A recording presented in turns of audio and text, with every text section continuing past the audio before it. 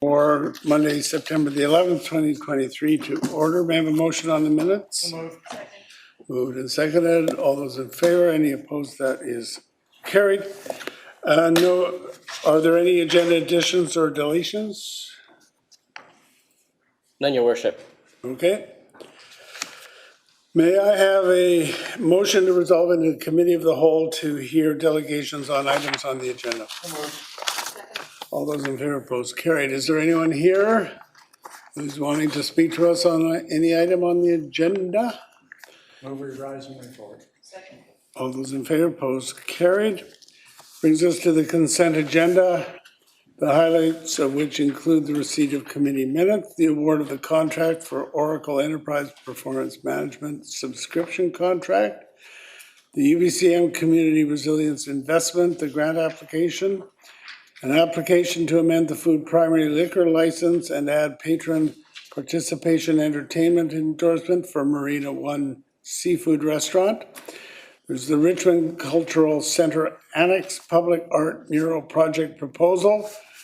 There's one land use application for first reading, which goes to public hearing on October 16th, which is a rezoning of 10, 111, and 113 number 5 road.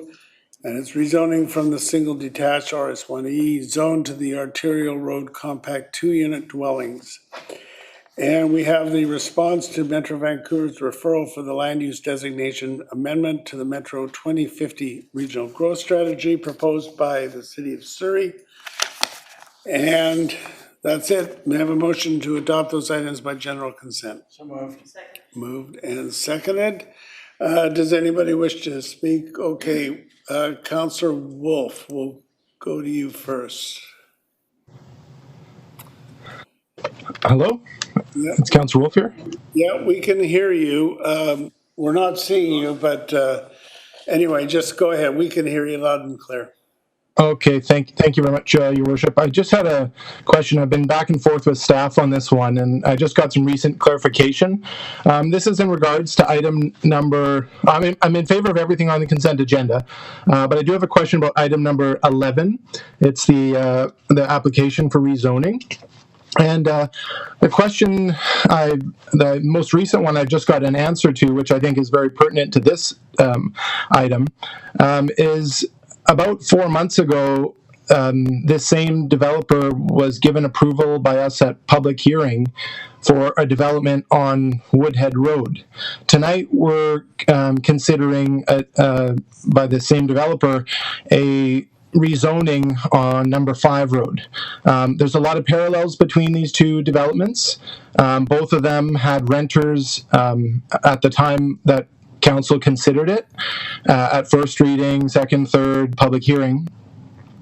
My concern is, which I just received the confirmation from staff, is that at public hearing, I believe Councillor Day or someone else asked the developer if they would what they would do for the current renters, and we were told that they would be given the required notice. They would also, on top of that, be given a moving truck access and encouraged to move to one of the developer-owned properties in Delta. So my question is kind of parallel to that. I know I'd like to ask the developer right now, and I know that's not what will happen, but I'm just concerned that the time when we approved it at public hearing, there were current renters in that house, but I don't think it's the renters who are in there now. And I've just learned from staff that the Residential Tenancy Act says that the 4-month notice that's required only applies to the tenants who are being given notice to vacate, not to the ones who were renting at the time when we council gave them approval. So if I look in our package on page 80, it says under the existing housing profile, both of the units that we're considering here are 2-unit dwellings. They're both tenant occupied, and there's also an unauthorized secondary suite. So I have concern that the current renters are not actually going to be given any protection. So I'd like to know if there is some level of protection for the current renters that could be impacted by our decision tonight. Okay, Mr. Craig, can you comment on this? Through your worship to Councillor Wolf, any tenant must be given a minimum of 4 months' notice to vacate if the purpose of vacating is to demolish the building. With respect to the application before you, the landlord has not served notice to any of the tenants. This project would still need to go through a public hearing, a development permit, and a subdivision application. Generally speaking, the developer will not serve notice to tenants until they are close to demolishing the building. That would not be in the near foreseeable future. Okay, then if I, just final comment, then if I may, through your worship, I won't follow up with any other questions at this time because I've been back and forth on this for a while. But I would just, I guess, encourage all of us on council to be aware of this process, which even though there was no eviction notice given, I think we maybe felt a false sense of security for those tenants at the time of previous approvals, which might be starting now because we're going to move this along to a public hearing. So I just hope that we all consider at that next stage for this one what's happened with the past one, if you know what I mean. Okay, thank you. Councillor Day. Thank you very much. Is my mic on? Yep. Okay, there I am. Perfect. My question is about number 10, which is a Cultural Center Annex Public Art Mural. In committee, we were told that this art project would come through council before final approval. But as I read the report once again, there was no place in there where it said that council would have a final approval. So I was wondering if staff could. If you recall what the discussion was in the committee, we gave a direction to staff that they should circulate a memo with the suggested final design, and that would come back to us, and there would be time, if anybody has an objection, they can bring it to council. Does council have any veto ability if for some reason a majority of council decided that? Yes, we get the memo today and we hate this design, we bring it to council or to committee or something and pass the suitable resolution saying stop this, right? So we'll have plenty of time. That's good to know. Yep. And on number 11, this is the redevelopment on number 5 Road. It's 3 lots that are going to turn into 3 front-back duplexes, which will allow for 6 strata homes. So I think this is a good one because it will allow for affordable options for home ownership. So I'll be supporting that. And that was my only other comment. Councillor Liu. Thank you, Your Worship. I too will be supporting everything on tonight's consent agenda. I am excited about this project on number 5 Road that with the front to back duplexes. We asked the builders in Richmond to come up with something different some years ago. We wanted some different options. We wanted to do something a little bit different here in Richmond to give people options. I think this does something a little bit different. It gives everyone the opportunity to possibly get into that single family home that otherwise they wouldn't be able to get into. So yes, it is a duplex, but you have land title, you have a single family home, and you still have a garage in this situation. So I think, and access to the alley, which not everyone in that neighborhood does have. So that's a good thing. So just a question for staff on this. The typical time frame from the erection of a sign that you put on the front of the property saying that you're going to attempt a rezoning, to the actual time you're probably going to get a demolition, it's actually over a number of years. Is that correct? Through your worship to Councillor Liu, it's very hard to speak in generalities. Every project is somewhat unique in terms of how they proceed through the approval process. In the terms of the type of application that's before you, where the developer is choosing to run the rezoning and the development permit concurrently instead of simultaneously, it would be fair to say that you are looking at about 18 to 24 months to get to a building permit. Okay, so if you're living in the home, you will probably notice this big red sign parked on your front lawn. And so then you probably have a year, 18 months, 2 years before you're going to have to leave. You will get a 4-month notice when you do actually have to leave, but it's not going to come as this blinding surprise to you that this was their plan. I'm not sure I can comment on how much a resident may acknowledge a sign on the front yard. Thank you. Councillor Au. Your Worship, I have a quick question on item number 8, UBCM Community Resilience Investment Grant application. Now, I understand that this grant, if we receive it, will be used for programming to prevent or to educate the public about prevention of wildfire in Richmond. And the motion assumes that we will get the money. And my question is, if in the unfortunate situation that we don't get the money or we don't get the amount that we want, would it affect any of the preventive programmings in Richmond regarding Wi-Fi? Thank you. My name is Rochelle Ernst. I'm a program manager with Richmond Fire Rescue. I didn't introduce myself last time. Through your worship to Councillor O. It will not restrict our other prevention activities, and certainly we would look for areas of efficiencies to include that. The Fire Smart is a wildfire resiliency program and a grant program to help augment what we're already doing at Richmond Fire Rescue. So in other words, if we do not get the grant, we will still be able to find some money to implement the program. We would still have other fire prevention activities. Specifically the Fire Smart program, we would have to look for other efficient ways to include that as additional programming at RFR. Good, thank you very much. All right, thank you. All right, let's call the question then. I don't know more speakers. I'll call the question on the consent agenda. All those in favor? Aye. Any opposed? That is carried.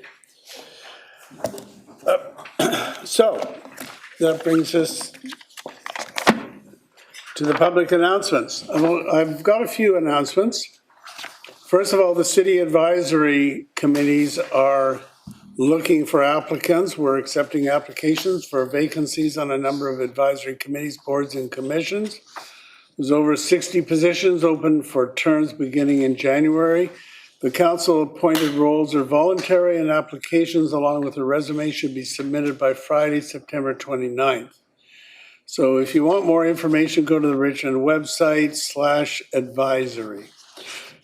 Then starting Friday, Richmond's Jewish community will begin celebrations for Rosh Hashanah, or Jewish New Year. It marks the beginning of a 10-day period of introspection and repentance that culminates in Yom Kippur, also known as the Day of Atonement. At the same time, we've got the Mid-Autumn Festival. The Minaroo Senior Society will hold its annual Mid-Autumn Festival at the Minaroo Center for Active Living on Friday, September 15th from 2 o'clock to 4 o'clock. The event highlights Chinese customs and traditions with light refreshments, performances, and storytelling. It's open to people aged 55 and over, and registration is required. So if you want to get some details, go to minaroocenter.ca.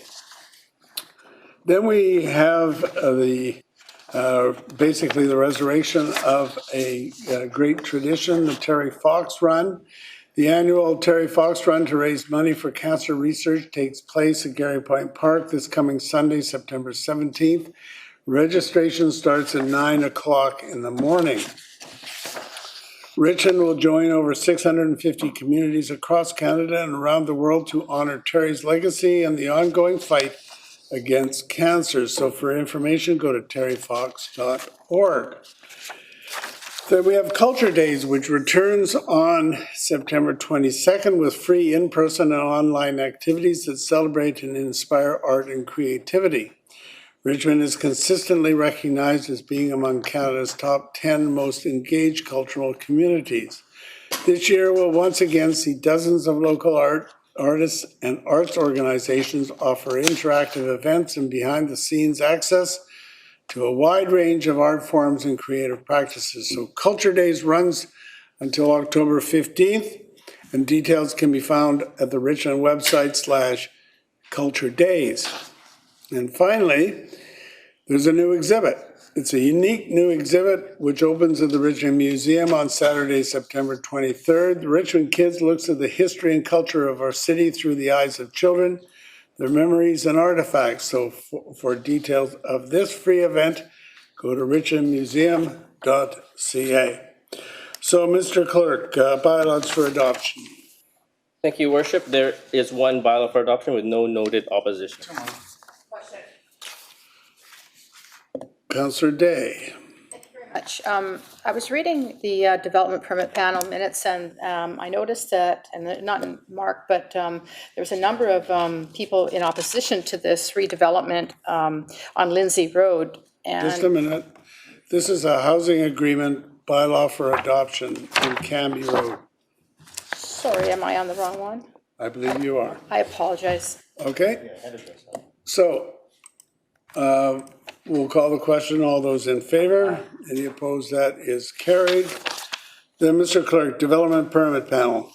Thank you, Worship. There are two recommendations for development permit panel, that the minutes of the development permit panel meeting held on July 26, 2023, August 9, 2023, and August 23, 2023, and the chair's report for the development permit panel meetings held on July 27, 2022 be received for information. And number two, that the recommendations of the panel to authorize the issuance of a development permit DP 20921387 for the property at 7117 Lindsay Road be endorsed and the permit so issued. Moved. Moved and seconded.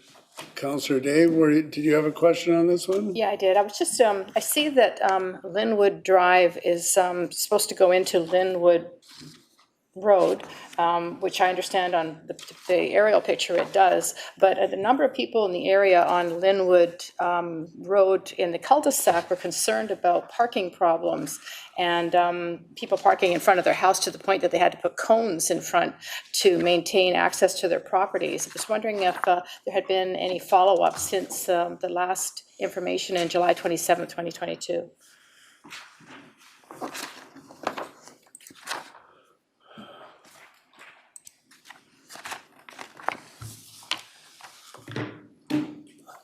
Through your worship to Councillor Day, in terms of follow-up, I'm not sure I quite understand follow-up by whom? Well, we have letters from Sharon Krochuk on 2021. We've got Jennifer Tsoi, and we have a number of other people, Fannie Lou and Daniel Desua and Is this Roy Lee. before a public hearing? So, yeah, but what I'm concerned about is if the road has in fact been pushed through and there is now more street parking, is it possible that there's been less complaints? Or, because it seems like this was quite a big issue with regards to parking in that particular area because it's so crowded. Through your worship to Councillor Day, what I would say is that the subject development does meet the city's parking bylaw in terms of on-site parking. In terms of traffic within the area, most of the residents concerns are addressed by the ultimate connection of Linwood Drive to the east to Linus Lane. There is one intervening property that must be redeveloped in order for that road to be connected. That property is under application currently. When that application does proceed, it will result in the connection of Linwood Drive all the way out to Linus Lane and ultimately Granville. Well, therein lies my confusion. So I assume that's 7115 Lindsay Road, because I noticed that in the aerial photo, it looked like the road went through, but in the drawings, it didn't go through, at least not currently. So if you look at, unfortunately, these pages aren't numbered, so it's kind of hard to demonstrate it. But my question is, on this one, you can see Linwood Drive just goes and stops, and then this one, it shows it going through. So this is what's eventually going to happen, is that right? Through your worship to Councillor Day, the highlighted portion already exists. The property to be redeveloped is 5300 Granville Avenue. Yeah. It is the long, narrow property that currently intersects Linwood Drive. Okay, I was confused by the map. Thank you for the clarification. All right, I'm going to call the question then. All those in favor? Any opposed? That's carried. And we're now adjourned.